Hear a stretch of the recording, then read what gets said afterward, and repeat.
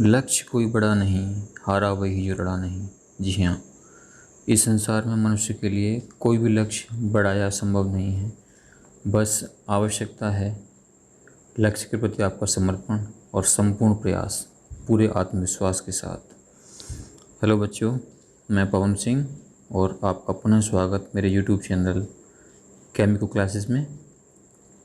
पहले वीडियो में हमने विज्ञान और रसायन विज्ञान का संक्षिप्त परिचय प्राप्त किया था। इस वीडियो में हम रसायन विज्ञान का संक्षिप्त इतिहास, a brief history of chemistry के बारे में अध्ययन करेंगे। किसी भी विषय का जन्म कब हुआ, उसके विषय में सटीक जानकारी होना एक बहुत ही कठिन कार्य हो। ज्ञात स्रोतों, सूचनाओं के आधार पर उसका अनुमान लगाते हैं। रसायन विज्ञान का इतिहास बहुत ही प्राचीन है, फिर भी लगभग 200 वर्षों में रसायन विज्ञान एक संपूर्ण केंद्रीय विज्ञान के रूप में उभरा है। रसायन विज्ञान के इतिहास को मुख्यतः 5 कालों यानी 5 पीरियड्स में बांट सकते हैं। एंशिएंट पीरियड,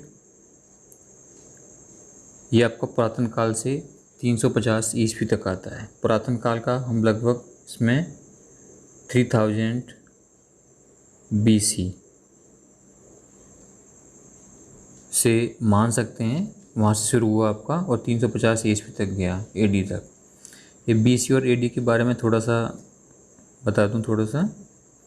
BC और AD, BC means before Christ, यानी कि एक आधार वर्ष मान लिया जिसमें जीसस ईसा मसीह का जन्म हुआ, उसको आधार वर्ष मान लिया गया। उससे के पहले के वर्षों को बिफोर क्राइस्ट BC कहा गया और उसके आगे वाले वर्षों को AD यानी एन्ना डोमिनी कहा गया। तो एंशिएंट पीरियड आपका जो पुरातन काल, वो लगभग 3000 BC से लेकर के 350 ईस्वी तक। दूसरा आपका एल्केमिस्ट पीरियड, एल्केमिस्ट मीन्स की मेगर काल, ये आपका 350 AD से 1500 AD तक।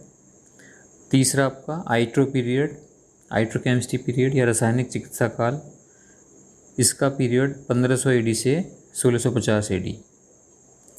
चौथा आपका आता है फ्लोजिस्टन पीरियड, 1650 AD से 1774 AD। और अंतिम जो आपका अब चल रहा है मॉडर्न पीरियड, 1764 AD से आज तक, आधुनिक काल। अब इन सभी का थोड़ा डिटेल में स्टडी करेंगे इनकी। सबसे पहले आपका आता है एंशिएंट पीरियड, पुरातन काल, जो कि 350 ईस्वी तक माना जाता है। कुछ सामान्य प्रक्रियाएं पुरातन काल के लोगों को पता थी, जैसे दूध से दही का बनना, मदिरा बनना, सिरका आदि बनाने का ज्ञान पहले लोगों को था। शीशा, बर्तन, रंग, रंजक, इत्र, धातुओं जैसे सोना चांदी का निष्कर्षण लगभग 3000 BC बिफोर क्राइस्ट यानी 3000 ईसा पूर्व भारत, चीन, मिस्र, ग्रीस के लोगों को पता था। भारत में रसायन का अध्ययन उतना ही प्राचीन है जितना वेदों का अध्ययन। यजुर्वेद, अथर्ववेद में लोहा, सोना, तांबा, सीसा, टिन आदि धातुओं का उल्लेख मिलता है। प्राचीन वैदिक साहित्य में रसतंत्र, धातु, धातुकर्म आदि बहुत सी मूल्यवान सूचनाएं निहित हैं। भारतवर्ष में लगभग 500 ईसा पूर्व आचार्य कणाद हुए थे, जिन्होंने एक वैशेषिक सूत्र ग्रंथ लिखा था। उन्होंने उसमें परमाणुवाद प्रस्तुत किया था। उन्होंने बताया था कि कोई भी वस्तु छोटे छोटे कणों से मिलकर बनी होती है, इन्हें परमाणु कहते हैं।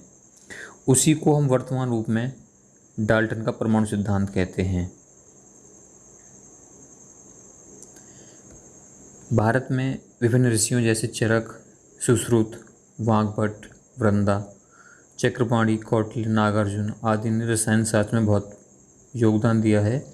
अगर इनमें से हम एक नाम ले लें, नागार्जुन, तो इनको हम भारतवर्ष में रसायन का जनक मान सकते हैं, क्योंकि इन्होंने उस समय रस रत्नाकर और रसेंद्र मंगल 2 ग्रंथ लिखे थे। तो इनको भारतवर्ष में आधुनिक रसायन विज्ञान का जनक माना जाता है। और विज्ञान के रूप में रसायन का उद्भव लगभग 400 ईसा पूर्व मिस्र से माना जाता है। दूसरा पीरियड एल्केमिस्ट सबसे इंटरेस्टिंग पीरियड है। इसको बोलते हैं कीमेगार काल, 350 एडी से 1500 एडी। इस काल में एल्केमिस्ट का मुख्य उद्देश्य दो चीज़ों पर था। और कीमेगार किसे कहा गया? रसायन बनाने वाला या कोई भी व्यक्ति जो चीज़ों को बेहतरी के लिए बदल देता है। उस काल में एल्केमिस्ट दो चीज़ों के पीछे बहुत पागल हो गए थे। पहला था नेक्टर, जिसको अमृत बोलते हैं, और दूसरा था फिलोसोफर स्टोन यानी पारस पत्थर। अमृत क्या था? एक काल्पनिक द्रव था जो कि ये मानते थे अगर इसको कोई इंसान पी लेता है तो वो युवा रहेगा और अमर हो जाएगा, इमॉर्टल हो जाएगा। ग्रीक और रोमन देवताओं का ये माना गया है अमृत। दूसरा था पारस पत्थर। पारस पत्थर एक ऐसा पत्थर जिससे किसी भी धातु को टच करने पर वो धातु सोने में बदल जाती है। लेकिन एल्केमिस्ट ने बहुत प्रयास किया, लेकिन दुर्भाग्यवश वे दोनों में से किसी को भी प्राप्त नहीं कर सके। परंतु उन्होंने इसके लिए प्रयास किए थे।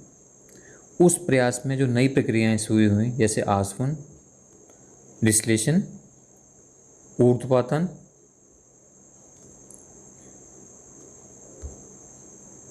सब्लिमेशन, पारसिस होने का निष्कर्षण, इन कार्यों के लिए रसायन विज्ञान वो हमेशा उन एल्केमिस्ट का ऋणी रहेगा।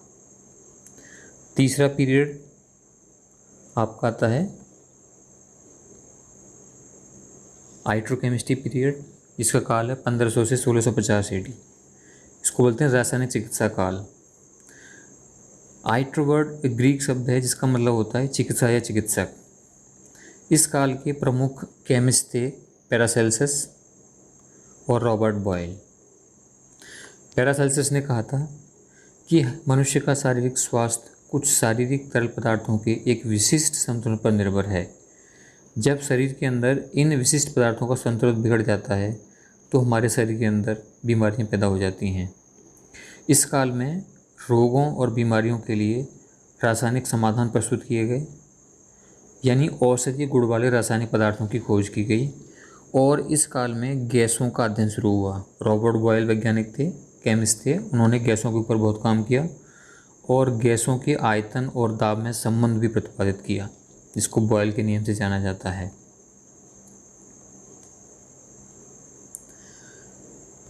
फोर्थ पीरियड आपका आता है फ्लोजिस्टन पीरियड, 1650 एडी से 1774 एडी। फ्लोजिस्टन थ्योरी दी गई थी जिसका विचार पहली बार सन 1667 में जोहान जोआचिम बियर द्वारा दिया गया, लेकिन औपचारिक रूप से अर्नेस्ट स्टॉल द्वारा इसको प्रतिपादित किया गया। उन्होंने एक फायर लाइक सब्सटेंस की एग्जिस्टेंस को पोस्टुलेट किया था जिसका नाम रखा फ्लोजिस्टन।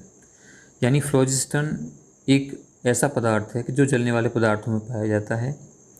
पदार्थ जब जलते हैं तो वो उनसे बाहर निकल जाता है। कुछ रासायनिक प्रक्रियाओं के फलस्वरूप वजन बढ़ जाता है, जैसे कि अगर किसी पदार्थ को दहन किया जाए तो उसका वजन बढ़ जाता है। अगर उसको हम बंद पात्र में कोई क्रिया करते हैं या किसी सब्सटेंस की कोई भी धातु पर जंग लग जाती है तो भी उसका वजन बढ़ जाता है। उस समय इनकी व्याख्या फ्लोजिस्टन थ्योरी के आधार पर की गई थी, लेकिन वर्तमान में हम इनको ऑक्सीडेशन के रूप में पढ़ते हैं। इसकी स्टडी आगे करेंगे। जैसे कि अगर हम कार्बन को जलाते हैं, दहन करते हैं, तो क्या होता है? Carbon react with oxygen that form CO2। तो इसकी व्याख्या हम वर्तमान में ऑक्सीडेशन के आधार पर की जाती है। इस काल में भी गैसों पर सर्वाधिक कार्य हुआ।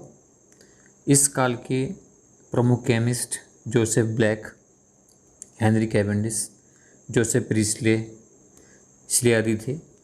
इन्होंने भी गैसों के ऊपर काफ़ी काम किया। और अंतिम आता है मॉडर्न पीरियड, आधुनिक काल, जिसका काल 1774 एडी से आज तक चल रहा है। जैसा कि मैंने पहली वीडियो में आपको बताया था, एंटोनी लॉरेंट लेवोइशिए, जिनको कि आधुनिक रसायन विज्ञान का जनक माना जाता है, उन्होंने बताया कि किसी भी पदार्थ को जलने के लिए ऑक्सीजन की आवश्यकता होती है, यानी कि oxygen is necessary for any substance to burn. इनकी इस थ्योरी के आने के बाद फ्लोजिस्टन सिद्धांत, जो कि लगभग 100 वर्षों तक चला था, उसका अंत हो गया। इस काल के प्रमुख साइंटिस्ट जिन्होंने कि रसायन विज्ञान के उत्थान में बहुत महत्वपूर्ण कार्य किया, उसमें मुख्य रूप से आपके जॉन डाल्टन का परमाणु सिद्धांत आता है, माइकल फेराडे, दिमित्री मेंडलीफ जिन्होंने आवर्त सारणी बनाई थी, रूस के वैज्ञानिक थे, रूसी केमिस्ट थे, स्वेंटी अगस्त आरेनियस आयनन सिद्धांत, जे थॉमसन। ये 3 खोज ऐसी थीं, इलेक्ट्रॉन की खोज, प्रोटॉन खोज, न्यूट्रॉन खोज, जिन्होंने कि एक रसायन विज्ञान में आमूलचूल परिवर्तन किया। और जॉन डाल्टन का जो सिद्धांत था कि परमाणु अविभाज्य है, उसको नकार दिया। उसके बाद हेनरी मोसले ने परमाणु क्रमांक की थ्योरी दी। इस थ्योरी के आने के बाद जो दिमित्री मेंडलीफ की आवर्त सारणी थी, जो कि परमाणु भार के बेस पे थी, वो उसमें काफ़ी परिवर्तन हुआ। इसके अलावा और भी साइंटिस्ट थे, रदरफोर्ड, क्यूरी, प्राउस्ट और अवागाड्रो, जिनका कि रसायन विज्ञान के आधुनिक काल में बहुत महत्वपूर्ण योगदान है। निश्चित रूप से हम 20वीं शताब्दी को रसायन विज्ञान का स्वर्ण काल कह सकते हैं। वर्तमान समय में संभवतः विज्ञान की कोई अन्य शाखा अत्याधुनिक सूचनाओं के संबंध में इतनी समृद्ध नहीं है जितनी कि रसायन, परंतु यह उसका चरम बिंदु नहीं है। जब तक मानव का पृथ्वी पर अस्तित्व रहेगा, तब तक रसायन के स्तर में वृद्धि होती रहेगी। ये तो आपका रसायन विज्ञान का संक्षिप्त परिचय हुआ। कुछ घटनाएं ऐसी घटती हैं, जैसे कभी क्लास में बच्चों को पढ़ाया जाता है संक्षिप्त इतिहास, तो बच्चे कहते हैं कि सर हमें इतिहास से क्या करना है, हमें तो ये देखना है कि ये बंद कैसे बनेगा, इलेक्ट्रॉन कहाँ से कहाँ ट्रांसफ़र होंगे। तो उन्हें बताना पड़ता है कि कोई भी समाज, देश या कोई भी लोग जो अपना इतिहास नहीं जानते हैं, वह कभी भी इतिहास नहीं बना सकते हैं। तो जो आज रसायन विज्ञान इस स्थिति में है, उसके पीछे बहुत सारे केमिस्टों का योगदान है और हम उस योगदान को नकार नहीं सकते हैं। तो इसलिए इस हिस्ट्री को समझना बहुत ज़रूरी है, रसायन विज्ञान की हिस्ट्री को, ताकि हम ये जान सकें कि हमारे जो पुराने केमिस्ट थे, उन्होंने हमारे लिए और इस रसायन विज्ञान के लिए क्या क्या किया। अगली वीडियो में हम रसायन विज्ञान की शाखाओं और उसके महत्व के बारे में अध्ययन करेंगे। वीडियो अगर अच्छा लगा हो तो लाइक और शेयर ज़रूर कीजिएगा, और चैनल पर अगर नए हैं तो चैनल को सब्सक्राइब कीजिएगा। मेरा अनुभव ब्लैक बोर्ड पर पढ़ाने का है, क्योंकि तकनीकी चेंज हो रही है, तो अभी इस प्रयास किया है। कुछ कमियां होंगी, आप लोगों को लगती होंगी। अगर कोई कमी लगे तो कमेंट सेक्शन में ज़रूर बताइएगा, जिसको कि उस कमी को दूर किया जा सके। धन्यवाद।